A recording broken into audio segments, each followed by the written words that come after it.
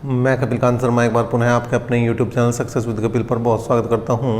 क्षेत्रफल का चैप्टर चल रहा है आर सगवाल का और उसके अभी तक आप 11 क्वेश्चन देख चुके हैं।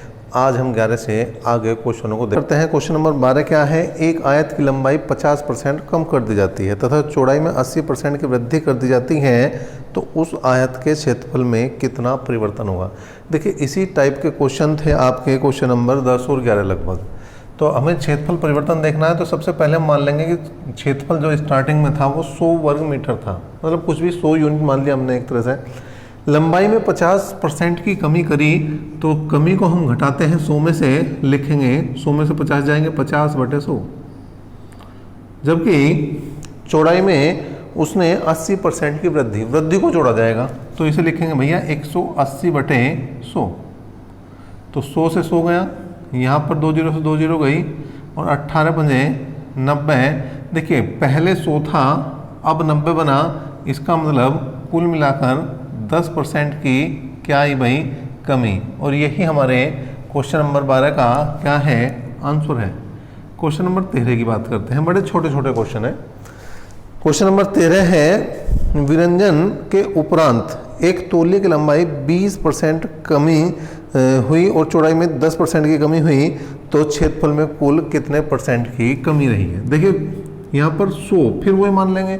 जब भी लंबाई चौड़ाई में कमी या वृद्धि की बात कर रहा तो 100 मान के चले। आप उसका क्षेत्रफल 100 था स्टार्टिंग में, 20% की लंबाई में कमी मतलब 80/100। इसमें मैं समझता हूँ कोई दिक्कत नहीं भाई। 20% की कमी है तो 100 में से 20 घटा देंगे, क्या बचेगा? 80/100। और चौड़ाई में 10% की कमी है, इसका मतलब 90/100। ठीक है भाई। 2 जीरो 2 जीरो गई, 2 जीरो से यहाँ पर भी 2 जीरो गई, 9 8 72। कुल मिलाकर 100 की जगह 72 रहा, तो कितनी कमी आई भाई? 28% की यह आ गई है कमी। ठीक है जी। तो ये क्वेश्चन नंबर 13 देखे। क्षेत्रफल और आयतन से केवल बच्चे डरते हैं, है कुछ नहीं। 2-4 क्वेश्चनों को अगर छोड़ दिया जाए तो बाकी क्वेश्चन बड़े ही आराम से एक एक 2-2 लाइन में होते चले जाते हैं। जैसे अभी आपने 2 क्वेश्चन देखे हैं, कोई दिक्कत नहीं आने वाली। यहाँ पर हम एक एक क्वेश्चन आपको कराएंगे आर एस अग्रवाल का। क्वेश्चन नंबर 14 की बात करते हैं भाई। क्वेश्चन नंबर 14 क्या है? एक आयत की लंबाई में 50% की वृद्धि और चौड़ाई में 50% की कमी करने पर नए आयत का क्षेत्रफल पहले क्षेत्रफल की तुलना में कितना कम अथवा अधिक है? देखिए भाई, पहले 100 था, अब यहाँ पर 50% की वृद्धि मतलब 150/100 और फिर 50% की कमी मतलब 50/100। मैं समझता हूँ इस बात में कोई दिक्कत नहीं है। एक बार फिर देखते हैं। लंबाई में 50% की वृद्धि, तो 100 में वृद्धि करी 50% की, मतलब 100 + 50 150 हुआ। और 50% की कमी, तो 100 में से 50 गए, 50 बचे। ठीक है जी।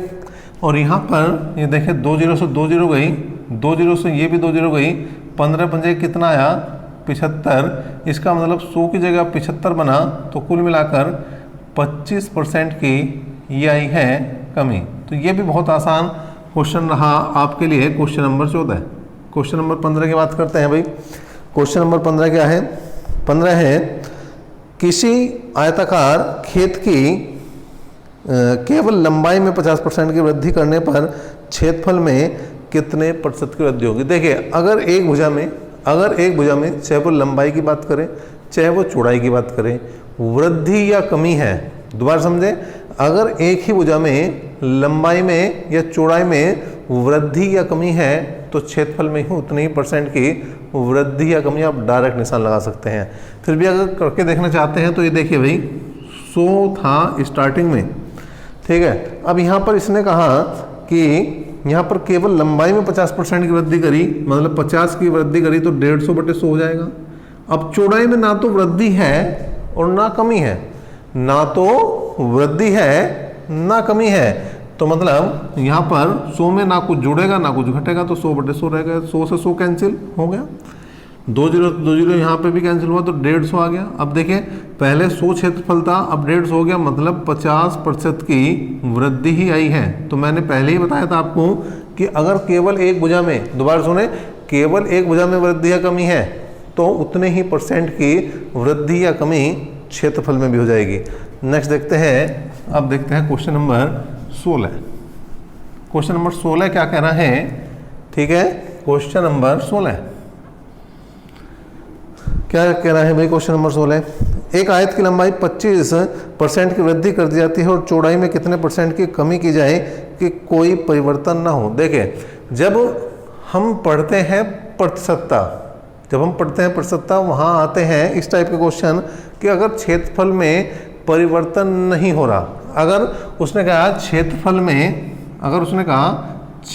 में कोई परिवर्तन नहीं है, तो यहाँ पर जो फॉर्मूला लगाना है वो लगाना x गुणा 100/100 प्लस माइनस x %। ठीक है, इतनी वृद्धि या कमी आती है भैया। ठीक है, कोई भी क्वेश्चन है जिसमें ये कहा गया है कि प्रतिशत वृद्धि या कमी नहीं होनी, क्षेत्रफल जो 100 पहले था वो अभी भी 100 है, तो ये बताना। देखिए भाई, क्या करना है, यहाँ पर कितने %? 1% दिया होगा, इसमें केवल 25% दिया है, तो लिख दो भाई 25 गुणा 100/। अब ये देखना पड़ेगा 25% की वृद्धि है या कमी? वृद्धि है तो जोड़ दो, 125 हो जाएगा। और 25 पंजे 125, 5 से काटते 20% की ये क्या आएगी? कमी। अगर जो परसेंटेज क्वेश्चन में दी गई है, उसके बाद वृद्धि है तो उत्तर कमी में आएगा, और अगर जो परसेंटेज क्वेश्चन में दी गई है उसके बाद कमी है तो जो उत्तर आएगा वो वृद्धि में आएगा। बड़ा सिंपल सा कॉन्सेप्ट है। तो 16वां क्वेश्चन हुआ भाई। अब 17वें क्वेश्चन की तरफ चलते हैं। क्वेश्चन नंबर 17 क्या कह रहा है? क्वेश्चन नंबर 17 देखते हैं भाई। एक आयताकार मैदान की परिमिति मतलब परिमाप 480 मीटर है। क्या? आयत का परिमाप दिया है, आयत का क्या दिया है? परिमाप कितना दिया? 480 मीटर, और परिमाप होता है 2 इंटू लंबाई प्लस चौड़ाई बराबर हो जाएगा भैया 480। ठीक है, इसके बाद इसने कहा इसकी लंबाई और चौड़ाई में अनुपात 5:3 है, मतलब 2 इंटू 5x प्लस 3x बराबर 480। 2 से काट दिया हमने, 240 हुआ, तो 8x बराबर 240 और x बराबर आ गया 30। तो यहाँ पर लंबाई कितनी है भाई? देखिए, लंबाई है 5x, x की वैल्यू 30 है, तो 50 5 या 15 मतलब 150 आ जाएगी भाई। और अगर चौड़ाई की बात करूँ तो 3x है, तो 3 गुणा 30 मतलब 90 हो जाएगी भाई। निकालना क्या है हमें? निकालना क्षेत्रफल है, तो लंबाई गुणा चौड़ाई कर दो भाई। क्षेत्रफल कितना होगा? 150 गुणा 90, 15 निम्मा 135 और 2 जीरो लगा दो, वर्ग। अगर मीटर है तो मीटर लगाओ बाद में, सेंटीमीटर है तो सेंटीमीटर लगाओ बाद में, क्या है? मीटर है तो मीटर ही लगेगा भाई, वर्ग मीटर इसका उत्तर आ गया। ठीक है भाई, तो ये क्वेश्चन नंबर 17 हुआ। इसके बाद देखते हैं क्वेश्चन नंबर 18। क्वेश्चन नंबर 18 की बात करते हैं भाई। क्वेश्चन नंबर 18 क्या कह रहा हूं? एक 40 मीटर लंबे और 15 मीटर चौड़े बरामदे को आयताकार पत्थरों से पक्का करना है। एक बरामदा है कोई, उसे पत्थरों से पक्का करना है, और वो उसका क्या दिया है? 15 मीटर चौड़ा है और लंबाई है उसकी 40 मीटर। यदि प्रत्येक पत्थर का आकार 6 डेसीमीटर गुणा 5 डेसीमीटर हो तो पत्थरों की संख्या बतानी है। देखिए भाई, पत्थरों की संख्या निकालनी है, तो जो कुल क्षेत्रफल है किसका? बरामदे का। कुल क्षेत्रफल बटे किसका? एक पत्थर का क्षेत्रफल। अब कुल क्षेत्रफल किसका? जहां पत्थर लगने हैं भाई। लंबाई दी है 40 मीटर, चौड़ाई दी है 15 मीटर। लंबाई दी है 40 मीटर और चौड़ाई दी है 15 मीटर। अब पत्थर के लिए लंबाई दी है 6 डेसीमीटर, डेसीमीटर को मीटर बदलना बटे 100 लगाना पड़ेगा।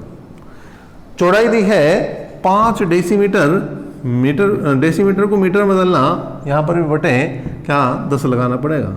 तो 5 तिया 15, 3 दूनी 6, 2 से काटा 20 बार, और ये 10.100 पर जालेगा, तो 100 गुणा 20 बराबर कुल मिलाकर 2000 पत्थरों की हमें आवश्यकता पड़ेगी उस बरामदे को पक्का करने के लिए। तो बरामदा पक्का हो चुका है भैया आपका। अब बरसात अगर आए तो आपको कोई दिक्कत नहीं होने वाली, क्योंकि बरामदा तो आपने कर लिया है पक्का। Question number 19। और जिस तरह से बरामदा पक्का हुआ है उसी तरह से आपकी नौकरी भी पक्की होगी। कब? अगर आप लगातार मेहनत करते हैं, लगातार एक एक क्वेश्चन को अपने हाथ से करके देखा करो भैया। अगर तुम अपने हाथ से नहीं करोगे ना, तो जो मैंने पहले बताया है कई बार कि अगर सामने खाना भी रखा हुआ है वो भी अपने आप उठ के नहीं जाता, प्रयास करना पड़ता है। तो बिना प्रयास के तो कुछ होता नहीं। नेक्स्ट देखते हैं, क्वेश्चन नंबर आ गया हमारा 19वां। क्या है भाई? एक कमरे के फर्श का परिमाप 18 मीटर है। परिमाप दिया है, परिमाप कितना दिया है? 18 मीटर। ठीक है भाई। और इसकी ऊंचाई 3 मीटर है। ऊंचाई 3 मीटर है। हमें क्या निकालना है? हमें निकालना है इस कमरे की चारों दीवारों का क्षेत्रफल। देखिए ये एक इम्पोर्टेंट फॉर्मूला है। ये शायद जब मैंने स्टार्टिंग में फॉर्मूला लिखवाए थे वहाँ पर छूट गया था हमारे से, तो इसे देख लेंगे एक बार। चारों दीवारों का क्षेत्रफल, चारों दीवारों का क्षेत्रफल, चारों दीवारों का क्षेत्रफल है 2 इंटू लंबाई प्लस चौड़ाई गुणा ऊंचाई। ठीक है, ये फॉर्मूला है। लेकिन इसको चेंज भी किया जा सकता है, इसको बदला भी जा सकता है। देखिए यहाँ से यहाँ तक की अगर मैं बात करूँ तो आप देख सकते हैं ये क्या है? ये परिमाप है। आयत का परिमाप क्या होता है? 2 इंटू लंबाई प्लस चौड़ाई, तो ये परिमाप है। और h क्या है? ऊंचाई है। इसका मतलब परिमाप 18 है, ऊंचाई 3 है, तो 18 तिया 54 वर्ग मीटर चारों दीवारों का क्या हो जाएगा भैया? क्षेत्रफल हो जाएगा। तो बहुत आसान है, चीज़ें आसान हैं। अगर हमारे फॉर्मूले याद हैं तो चीज़ें आसान हैं। क्वेश्चन नंबर 20 की तरफ चल रहे हैं भैया। क्वेश्चन नंबर 20 को देख लेते हैं, क्या कह रहा है क्वेश्चन नंबर 20। देखते हैं भाई 20वां क्या है। 20वां है, एक श्रोता कक्ष की लंबाई और चौड़ाई का अनुपात 3:2 है। यदि छत का क्षेत्रफल 600 वर्ग मीटर और चारों दीवारों का क्षेत्रफल 150 वर्ग मीटर हो तो इस कमरे की ऊंचाई क्या है? देखो छत का क्षेत्रफल दिया, छत का क्षेत्रफल कितना दिया? 600 वर्ग मीटर। अच्छा एक बात बताओ कि जो छत है उसका क्षेत्रफल और फर्श का क्षेत्रफल क्या अलग अलग होगा या एक होगा? तो कुछ बच्चे कहेंगे जी अलग अलग होगा। क्यों? हम छत का तो छज्जर निकाल दें और जो फर्श है उसको तो छज्जर निकालने का नहीं। देखिए जितने भी क्वेश्चन आपको करने हैं, जितने भी मैथ के क्वेश्चन करने हैं, आपको ये ध्यान रखना है कि ये सारे एमडीए के बने हुए हैं। और एमडीए ने मने क्या है कि आप छज्जा नहीं निकाल लेंगे। तो छज्जा नहीं निकालना मतलब जो आपका फर्श का क्षेत्रफल है वही आपका छत का भी क्षेत्रफल होना है। तो यहाँ पर फॉर्मूला वही लगना है, लंबाई गुणा चौड़ाई। अब लंबाई और चौड़ाई का अनुपात 3:2 दिया है, तो 3x गुणा 2x बराबर 600। 3 दूनी 6, काट दिया तो 100 आया। इसका मतलब x² बराबर 100, तो x का मान कितना आ गया भाई? 10। इसका मतलब अगर लंबाई की बात करूं तो 3x मतलब 30, चौड़ाई की बात करूं 2x मतलब 20। ठीक है भाई, लंबाई की बात करूं तो 3x बराबर 30 और चौड़ाई की बात करूं 2x बराबर 20। ठीक है जी। और यहाँ पर चारों दीवारों का क्षेत्रफल, चारों दीवारों का क्षेत्रफल, चारों दीवारों का क्षेत्रफल कितना है? यहाँ पर देखें ये दिया है 1500 वर्ग मीटर, 1500 वर्ग मीटर। और अभी इससे पहले ही क्वेश्चन में तो लिखवाया मैंने चारों दीवारों का क्षेत्रफल क्या है। एक बार इतनी जोर से बोलो कि मेरे तक आवाज आ जाए, मेरे तक आवाज आ जाए भैया, कैमरे में निकल गए तो इतनी जोर से बोलो। चारों दीवारों का क्षेत्रफल क्या है? 2 इंटू लंबाई प्लस चौड़ाई गुणा ऊंचाई। क्या है? 2 इंटू लंबाई प्लस चौड़ाई गुणा ऊंचाई बराबर कितना है? 1500। 2 इंटू लंबाई है 30, चौड़ाई है 20 गुणा h बराबर भैया 1500। देखिए 30 20 50 दूनी 100, 100 से 2 जीरो साफ हो जाएगी, तो ऊंचाई कितनी आ जाएगी भाई? 15 मीटर। और यही तो इस क्वेश्चन का आंसर भी है। बहुत आसान है, बहुत आसान है। और ये 20वां क्वेश्चन आपका हो चुका है। बात करते हैं हम क्वेश्चन नंबर 21 की। क्वेश्चन नंबर बात करते हैं भाई 21 की। 21वां क्वेश्चन क्या कह रहा? एक आयत की लंबाई इसकी चौड़ाई से दूनी है। क्या कहा? एक आयत की लंबाई इसकी चौड़ाई से दूनी है, लंबाई में 5 सेंटीमीटर कमी और चौड़ाई में 5 सेंटीमीटर की वृद्धि करने पर क्षेत्रफल में 75 सेंटीमीटर की वृद्धि हो जाती है। ठीक है, तो आयत की लंबाई कितनी है? देखिए, एक आयत की लंबाई उसकी चौड़ाई की दूनी है, चौड़ाई x है तो लंबाई 2x हो जाएगी भाई, और क्षेत्रफल हो गया 2x इंटू x। ठीक है, इसके बाद उसने कहा लंबाई में 5 सेंटीमीटर की कमी, मतलब 2x में तो कर दो 5 की कमी, और चौड़ाई में 5 सेंटीमीटर की वृद्धि, मतलब x में कर दो x + 5 की वृद्धि कर दी जाए, और ये भी क्षेत्रफल बन गया। लंबाई गुणा चौड़ाई, ये भी लंबाई गुणा चौड़ाई कर दें तो क्षेत्रफल में 75 सेंटीमीटर की वृद्धि होती है। मतलब ये 75 ज़्यादा आ गया, तो अगर मैं 75 इसमें जोड़ दूंगा तो बराबर हो जाएगा। ये होगा 2x² + 75 बराबर 2x², 5 दूनी 10, 5 एकम 5, कुल मिलाकर 5x बचा -25, ये कैंसिल हुआ तो 5x = 100, तो x का मान आ गया भैया 20। इसका मतलब ये है चौड़ाई, और लंबाई की बात करूँ तो 40 डबल 2x, लंबाई की बात करूँ तो 40 मतलब 2x। निकलवा क्या रहा? आयत की लंबाई निकलवा रहा है। ये तो हो गया भाई, ये तो हो गया, ये आ गया आपका उत्तर 40 सेंटीमीटर। 40 सेंटीमीटर आपका आंसर आया। इसके बाद देखते हैं क्वेश्चन नंबर 22। क्वेश्चन नंबर 22 की बात करते हैं भाई। क्वेश्चन नंबर 22 क्या कह रहा? एक आयत के विकर्ण की लंबाई 10 सेंटीमीटर है। एक आयत के विकर्ण की लंबाई 10 सेंटीमीटर है, आयत की लंबाई से दुगना है, तो आयत का क्षेत्रफल ज्ञात कीजिए। देखिए, विकर्ण मैंने पहले ही लिखवाया था, विकर्ण की लंबाई दे रखी 10, और विकर्ण का फॉर्मूला लिखवाया था, अगर आपको याद हो वीडियो के स्टार्टिंग में ही, चैप्टर के स्टार्टिंग में ही, l² + b² का अंडर रूट। अब उसने पहले कहा कि विकर्ण जो लंबाई से दुगना है, विकर्ण लंबाई से दुगना है, तो लंबाई अपना आप ही क्या होगी 5, चौड़ाई देखनी पड़ेगी, और दोनों तरफ का वर्क कर देंगे तो 100 आ जाएगा भाई। तो b² बराबर 100 में से 25 गए 75, कुल मिलाकर b की वैल्यू निकाल लूँ तो 75 को क्या लिख सकता हूँ मैं? 75 को लिख सकता हूँ मैं 25 × 75, 25 का 5 बाहर, √3 अंदर।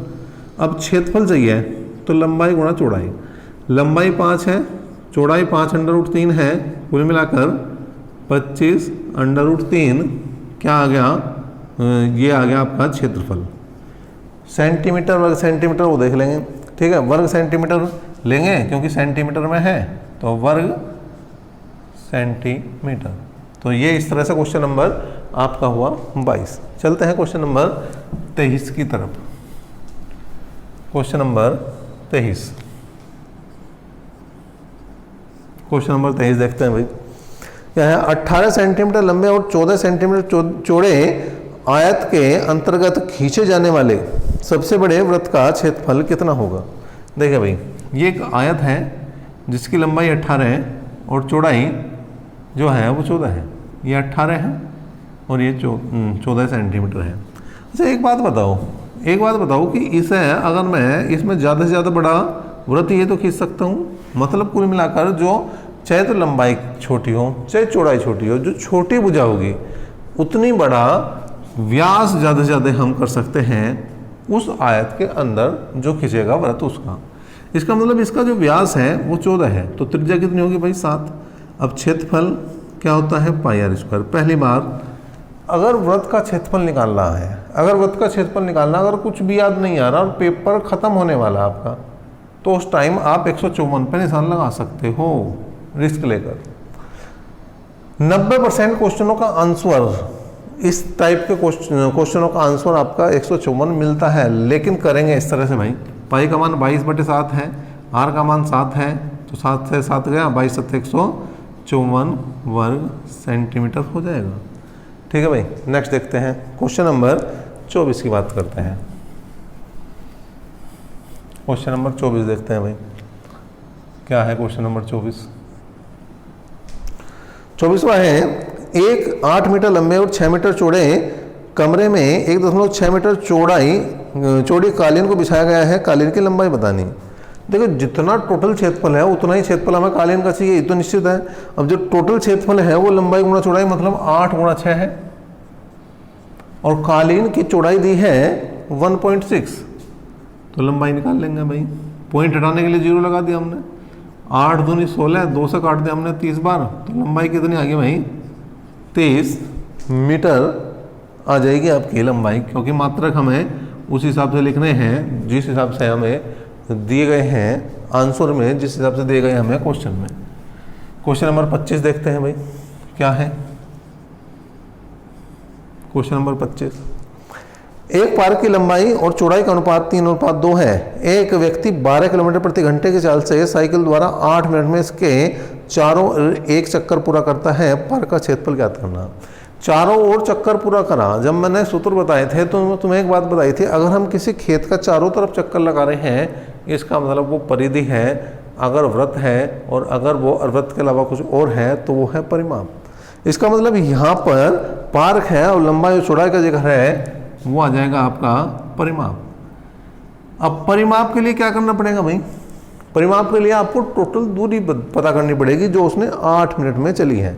चाल है 12 किलोमीटर प्रति घंटा, 12 किलोमीटर प्रति घंटा है, और 8 मिनट 8/60 कर दो भाई, तो 12 पंजे 60, ठीक है जी।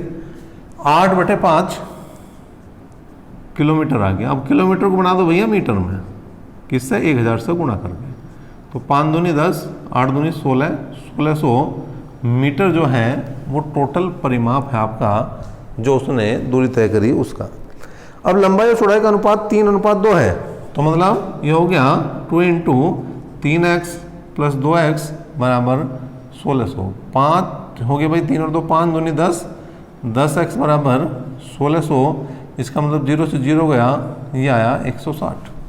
अगर मैं लंबाई की बात करूं तो आगे 3x का मतलब 16 × 48 480। अगर मैं चौड़ाई की बात करूं 2x का मतलब यहाँ पर 16 दूनी 32, ठीक है जी। और अगर क्षेत्रफल की बात करूं तो लंबाई गुणा चौड़ाई, मतलब 480 गुणा 320। अब यहाँ पर केवल 48 की और 32 की गुणा कर दो भाई, 48 की 32 की गुणा कर दो, कर देंगे भाई। क्या करेंगे? 2 8 16 का 6 का हासिल को 1, 4 दूनी 8 और 1 9, 8 3 24 और 9 33, 3 और ये आ गया भाई 4 3 12 और 3 15। कुल मिलाकर इसकी जो गुनाई 1536 और 2 0 और है भाई, वो भी लगा दी। इतने वर्ग मीटर आपका क्षेत्रफल होना चाहिए। देखें ये होना चाहिए आपका क्षेत्रफल, और सी ऑप्शन बिल्कुल यही है, यही तो उत्तर है। तो ये 25 क्वेश्चन हमने अभी इस वीडियो में देखे हैं। नेक्स्ट वीडियो में इससे आगे क्वेश्चनों को देखेंगे, लेकिन आप एक एक क्वेश्चन को कई बार करें, कई बार करेंगे तो ये आपको बिल्कुल आ जाएंगे। ये मेरा दावा है, ये मेरा दावा है। और अभी तक के लिए इतना ही, नेक्स्ट क्लास तक के लिए